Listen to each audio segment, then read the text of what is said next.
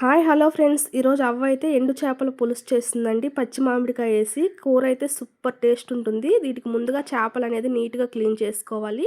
ఆ తర్వాత ఒక 2 టమాటాలు, ఒక ఎర్రగడ్డ, ఒక పచ్చి మామిడికాయ అండి తీసుకొని కట్ చేసుకొని ఈ విధంగా అన్నీ కలిపి వేసుకోవాలండి. చేపల్లోనే వేసేసుకున్న తర్వాత ఇప్పుడు మనం ఉప్పు, కారం, పసుపు పొడి అనేది వేసుకోవాలన్నమాట.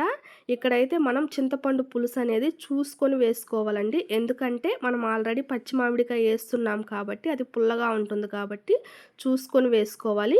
ఉప్పు, కారం, పసుపు వేసిన తర్వాత ఆయిల్ కూడా వేసేసుకొని ఒకసారి బాగా కలిపేసుకున్న తర్వాత ఇప్పుడు మనం పులుసు పోసుకోవాలండి.